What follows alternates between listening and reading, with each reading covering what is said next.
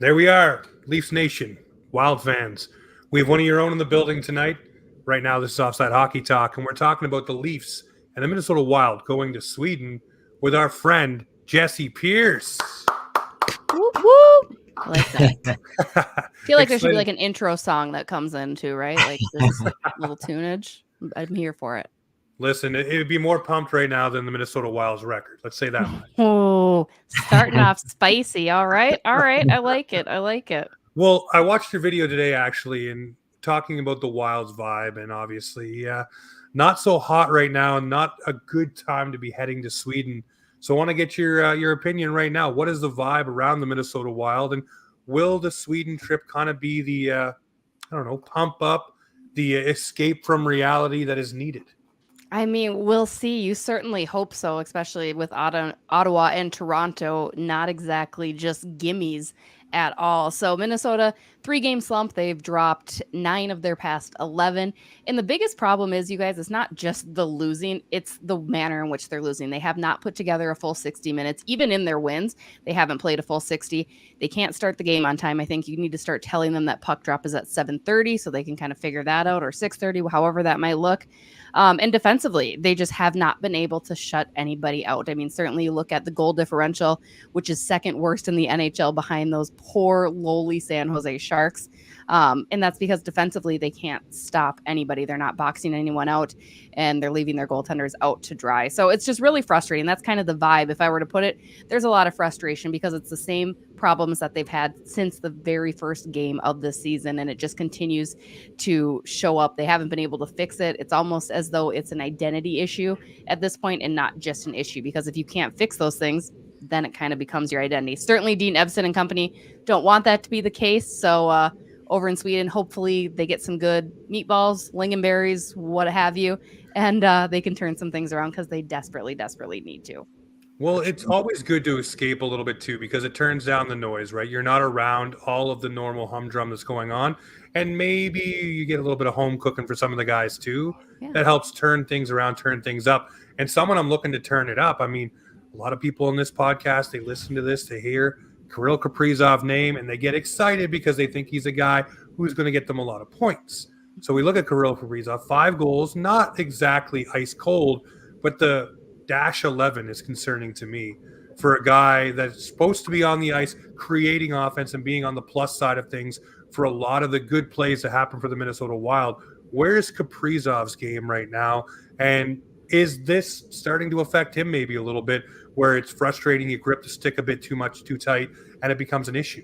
Yeah, I mean, Kirill, far and away the best player to ever play in a Minnesota Wild jersey, surpassing Marian Gaborik and all the records that he had set. I mean, Kirill Kaprizov, in just his 3rd season here, has done some very tremendous things, and he's a lot of fun to watch when he's going. And we have not seen that at all this year. And it's not necessarily the lack of scoring. I mean, certainly your superstars, you're paying them to score. You guys are lucky you have superstars that know how to do that. Shout out Austin Matthews, one of my favorites.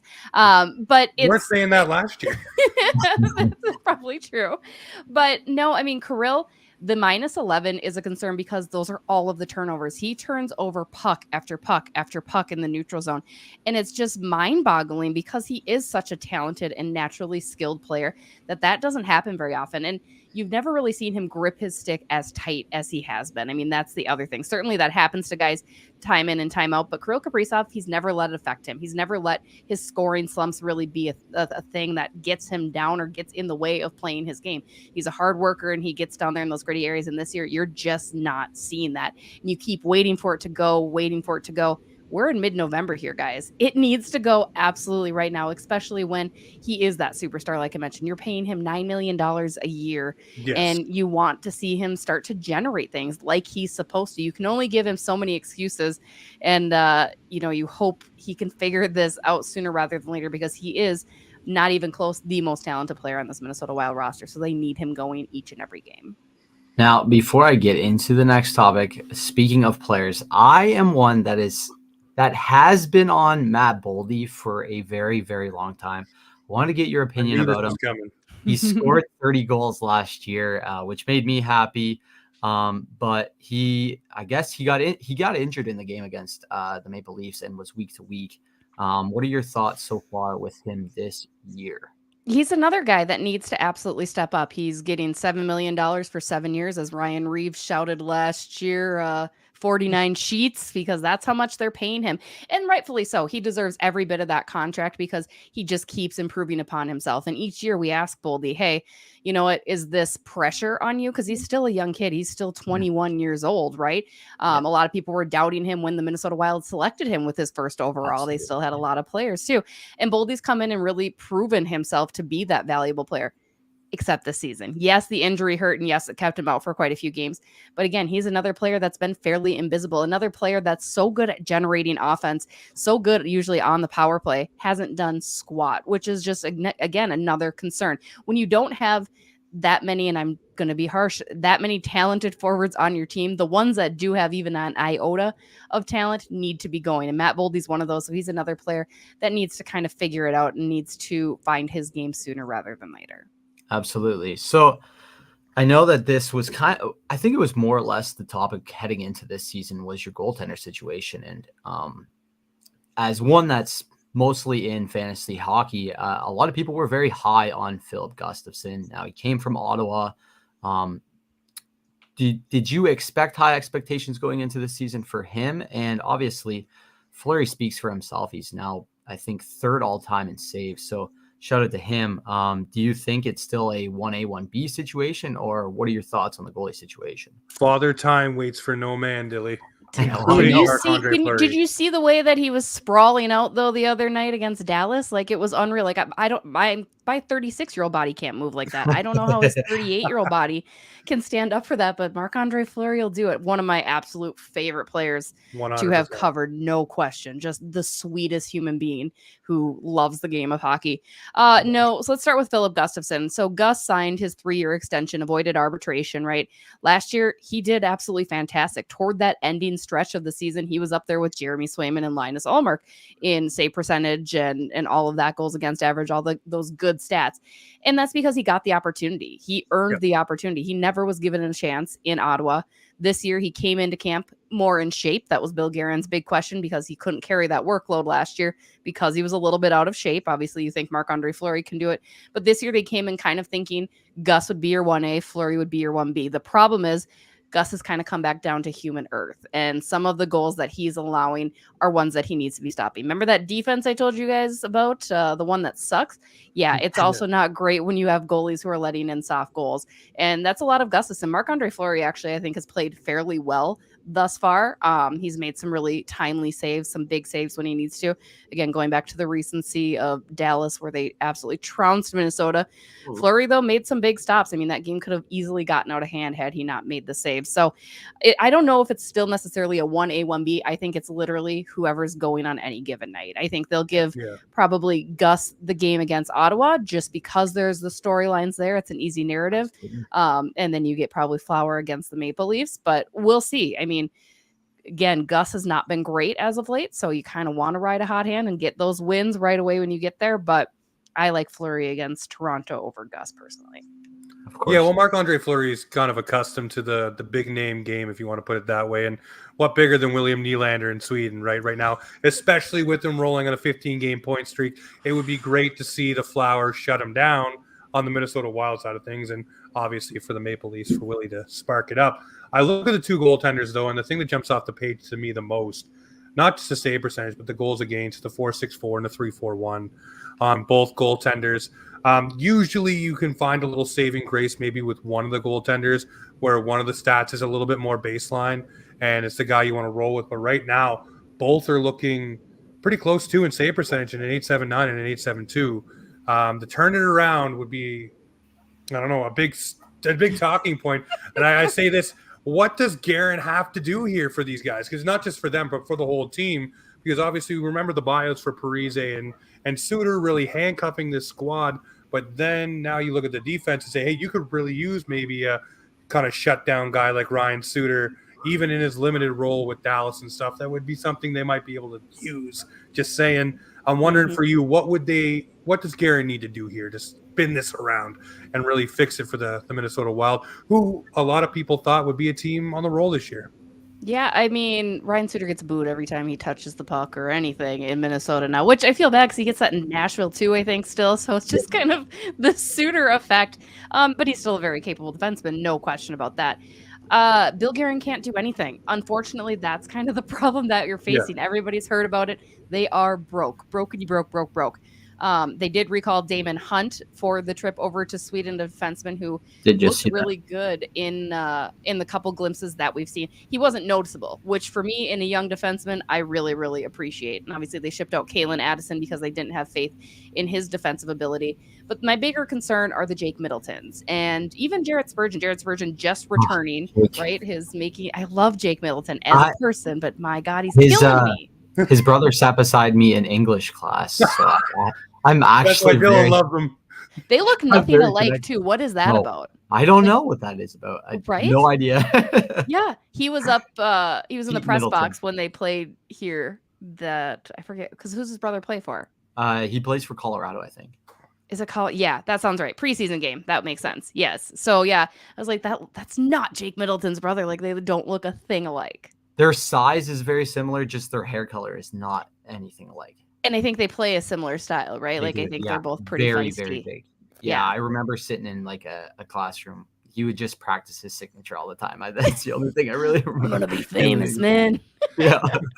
This will be worth something someday. Teach, keep it. Yeah, exactly. But no, he's been struggling. You haven't been able to get him going. Brock Faber, I think, is the best defenseman that Minnesota has, and it's sad. He's the youngest player on the team. For him to be your best performer is not okay. Jonas Brodin, who generally is your constant, struggling a little bit. And your bottom two, Dakota Mermis is what he is. But then you've got John Merrill as another option. So it's not great, guys. It's not great is what I'm trying to say. And again, Bill Guerin can't do anything. He tried to shake it up a little bit by tossing Addy out to San Jose and bringing in Zach Bogosian, which... Sure, it gives you size, but I don't love it. But again, it's one of those situations. That is something you guys aren't struggling with, his size, for sure. Yeah. Oh, that's what Dean loves. Dean Evison loves him, the type of player that he was, that gritty, physical style, which would be fine if you didn't draw a penalty and then be forced to kill that or not kill it, which the Minnesota Wild tend to not do. So at least say hello as well, so don't worry. 5 power play goals and 2 shorthanded goals the other night. Just brutal. But I look at this team, and I mean, obviously there are some names that can do some things. For you, who is a guy right now that you would say is struggling but has the biggest potential to break out, whether it be, Boldy rebounding or Rossi or, hell, even Big Rig himself, Patty Maroon, maybe sparking the squad and scoring some goals, and just the way that he chirps on the ice obviously gets everybody's attention too. But who is a player do you think could be a breakout guy that might turn the tide for this squad? Because you can talk about Kaprizov, but we all know what he can do and probably will do. But there's got to be more than just him beating the drum.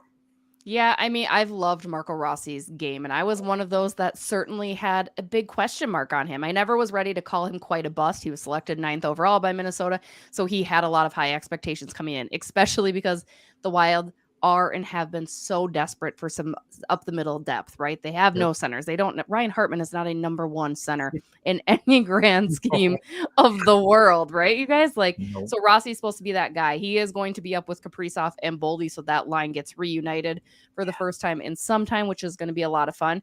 But he's a guy that youth into that lineup. That's beautiful to see, actually. That's something that they don't ever do. Like, you have talent in your Minnesota for how many years has been touted as the top prospect pool, and you sign some older players to extensions that it's like, well, now those kids are never going to play. I have feelings, guys. I have feelings about it, but no, I know, right? But I think Rossi is one, and then Joel Eriksson too, because when Joel Eriksson is going, he's going. You saw how much of an impact he can have on this team when he was absent from the playoffs last year. I mean, the dude's an absolute machine. He can rile the opposition up. He's got fantastic net front presence, and he can stick handle really well too. So, I mean, he's a guy that I believe, is the leading scorer right now as far as goals go, which doesn't say a lot because, again, the goals are not necessarily coming from Minnesota. But if he can even turn that up a little bit, I would love to see Mr. Eriksson get going in Sweden, in his home country, in fact. Yes, that'd be beautiful. It's not bad to see him leading the team in points, obviously, in goals, say points. But you want to see another name up there, too. Ryan Hartman, though, not doing too bad, actually. No, he's not. 11 points in 15 games. He's helped my fantasy team a couple times, so I'll give him a tip of the cap. We talk about that a lot on here. But something we do talk about a lot, too, is our friends over at DraftKings. We're partnered up with the Hockey Podcast Network, so we slide in the THPN code when you go over to DraftKings because you can bet the action on the ice with DraftKings Sportsbook. Download the app now and use the code THPN. New customers get $150 instantly in bonus bets for betting just $5 on hockey. That's code THPN only on DraftKings Sportsbook, an official sports betting partner of the NHL. The crown is yours.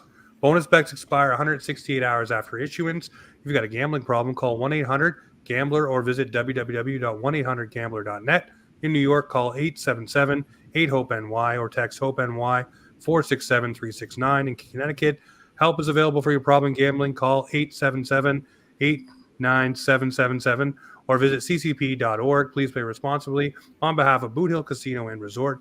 21 plus, age varies by jurisdiction, void in Ontario. Bonus bets expire again 168 hours after issuance. See dkng.com/hockey for eligibility, deposit restrictions, terms, and responsible gambling resources.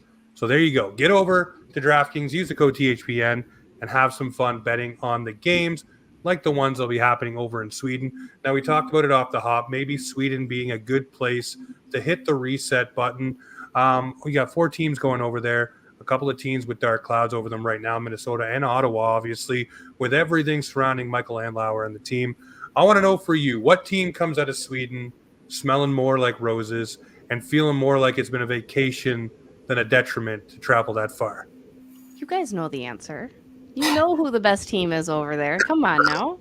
The Detroit Red Wings. Oh, no. Although, you know what? I'm curious to check in on them. I haven't been paying much attention, but I keep hearing, like I hear every season, that, this is their year. This is the year that they get better. But I'm like, I'm sure they're not. Listen, teams always start hot. I want to see a full 82 games of consistency because the Buffalo Sabres at one point in life were one of the hottest teams in the NHL. I think it was 3 years ago, 10-game winning streak, leaps and bounds above everyone. And then all of a sudden we all know they didn't win a game for, I think it was 31 games after that. Yeah.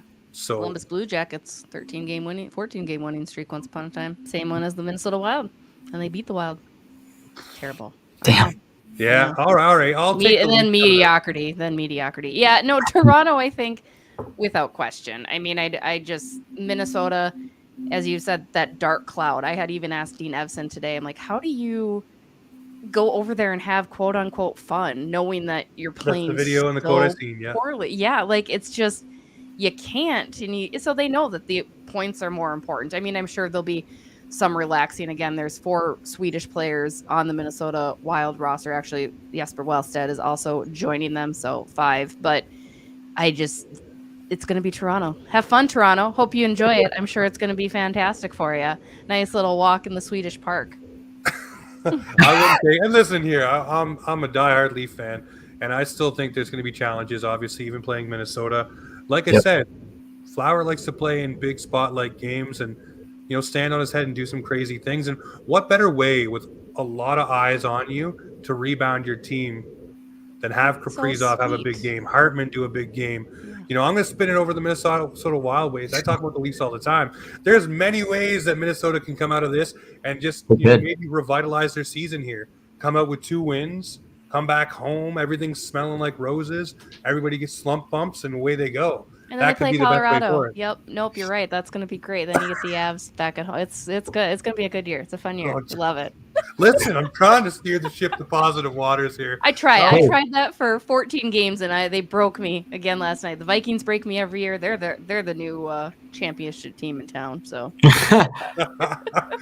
well, let's talk about the Minnesota Wild playing the Toronto Maple Leafs. Obviously, the Maple Leafs had some issues of their own as of late, but this week 3-1, not too shabby.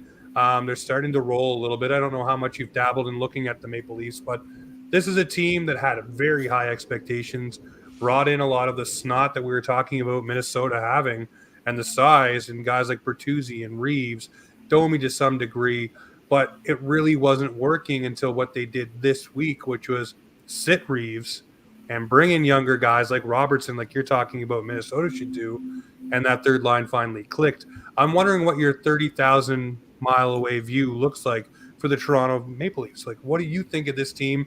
And really, I mean, what do people think of Toronto outside of the market? Usually we're the most hated team, but give me something good. I've been patting the back of Minnesota all night long. Hey, I love me some Toronto Maple Leafs. I'm not even ashamed to say that they are my probably tied for. I do love Vancouver. I have this affinity for Vancouver. I don't know why. Maybe because Minnesota beats up on them all the time. That it's like, oh, they're just kind of this cute little guy over over there. But no, Oh I mean my! Mitch Marner is probably my favorite player in the league. I just love everything about him. I wish he got a little bit more praise. I feel like your Toronto media doesn't love on him maybe as much as he should get. But I like him. I think you guys are good. You are a favorite. I always feel terrible when you guys get bounced in the first round like the Minnesota Wild because you actually deserve to move on.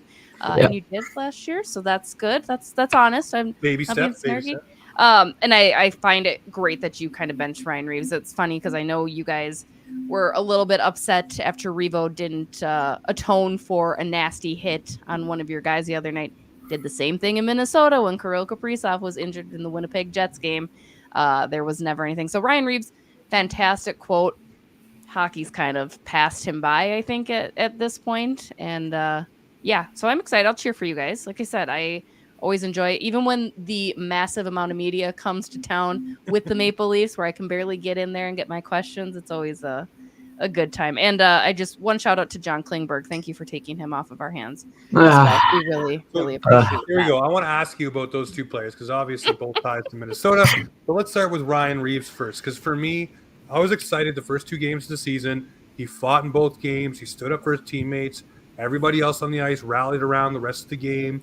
It looked like it was going to be what the Leafs needed. Someone in there to actually have a rallying cry and just fire the guys up, a la Wayne Simmons, Zach Hyman when he was here, Nazem Kadri. Some of these guys who actually would spark the bench and be like, come on, let's go. And it looked like for the first two games, that's the way it was going to be.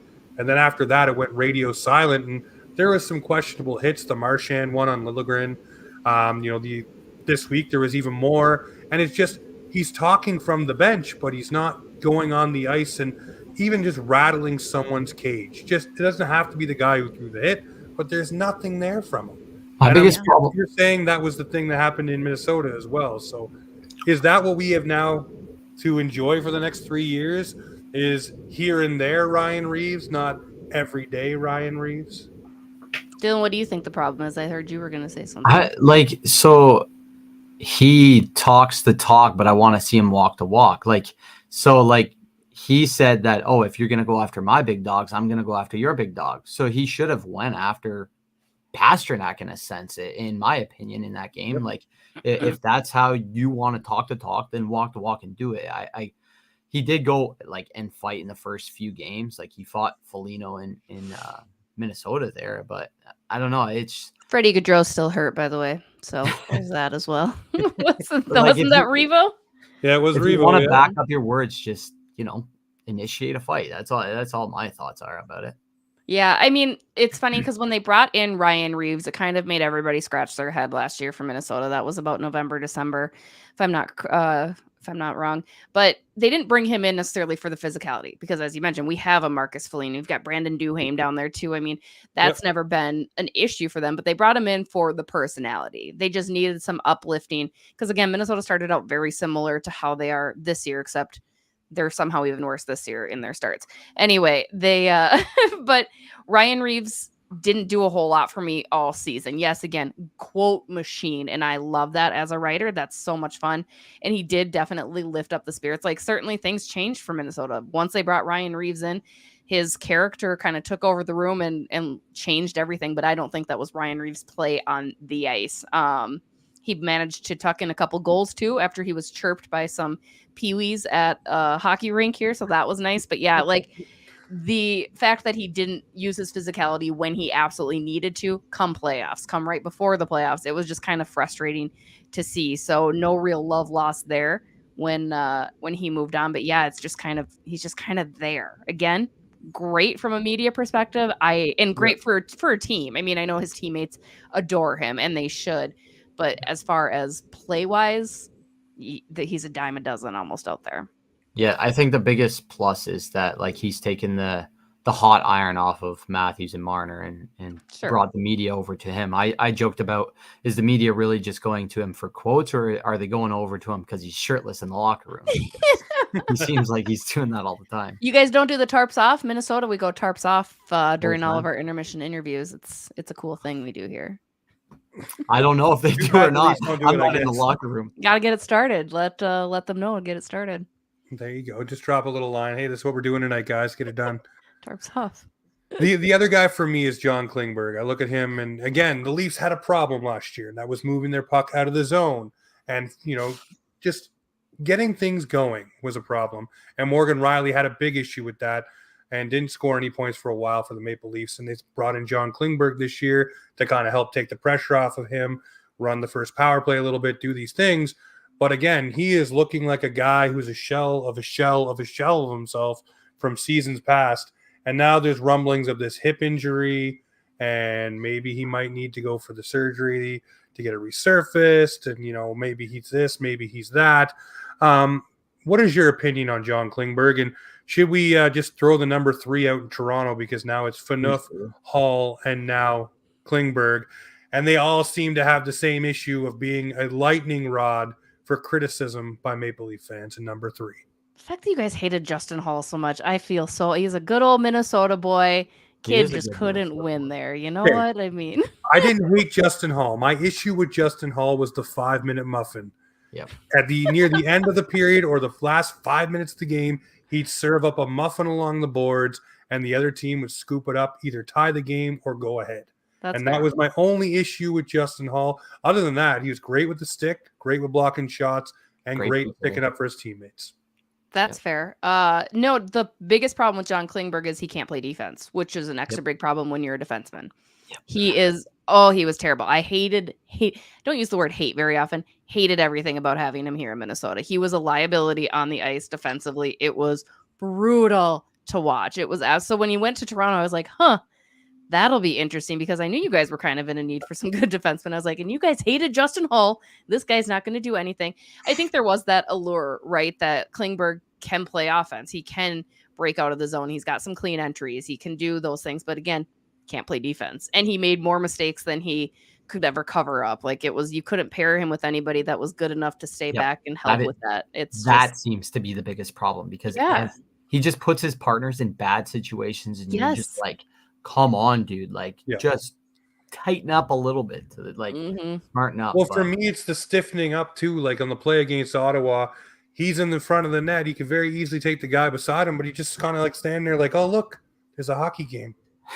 Exactly. Like he'd watch guys score all the time, and we're like, what are you doing? Like, why are you on the ice? Like, it was beyond frustrating. Again, it was just, I was very, very happy to see him go. I kept hoping that you would get like the Dallas John Klingberg, right? Like the old good John Klingberg. And I think those days are far, far behind him, because he is just seeing him perform, if possible, even worse in Toronto. I feel for you. I really, really do.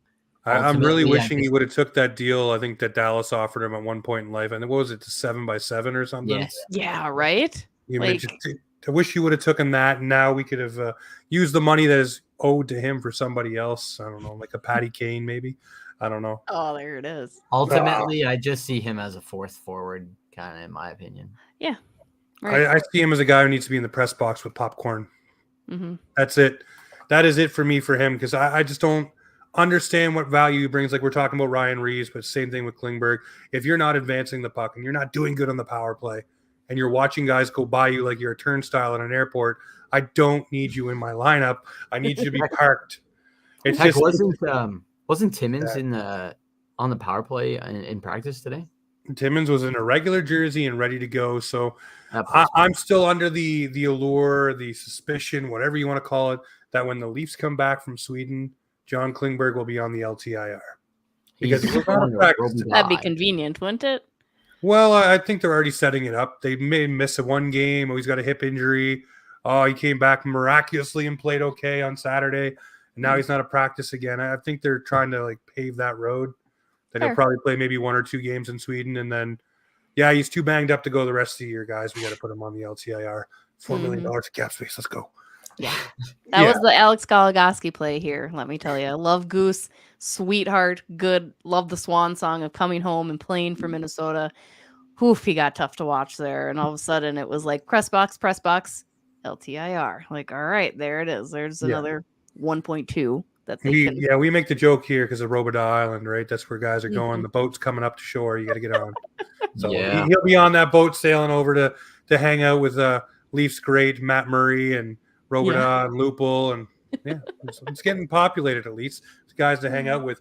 It's going to be fun this week. Do you guys have anything set up for yourselves for your show or anything like that for the Minnesota Wild going over and playing in Sweden, doing a watch along or anything special for this weekend? We probably should have, but nah. We're going to enjoy the time away. I am following that team enough. I'll wake up, hot brunch and hockey go together so tremendously well. So that sounds like a good plan for Saturday and Sunday, right? Just kick it off with some mimosas, maybe a bloody beer. Mimosas and hockey, why not? Right? Like, let's go. I do it for the Olympics usually, so we'll just turn that around. But no good stuff. We got a new episode coming out tomorrow where we break down even more of the Minnesota Wild's struggle fest, and that's about it. Listen, there's only one way to go, and that's up for the Minnesota Wild. But if you haven't already, check out the Bar Down Beauties podcast. They're absolutely awesome. Jessi, I want to thank you very much for taking the time with us. Again, I did this on short notice. I reached out, and she's like, yeah, let's go. And it's amazing. So I appreciate having you on, and hopefully we can get you back on towards maybe the mid part or the end part of the season just to recap Minnesota being in the playoff hunt and getting it done. Wow. I love your optimism. Bring that here to Minnesota. Yes. I'll find mine again some point in time this year. Listen, my optimism never dies. No, it never does. Break my heart. I'm there. Leafs Nation 24/7. I love it. Thanks so much, guys. This was a lot of fun. No worries. All right. Well, ladies and gentlemen, you know what Offside Hockey Talk is. It's Offside Hockey Talk, where the Maple Leafs and hockey, and even sometimes Minnesota, come to talk.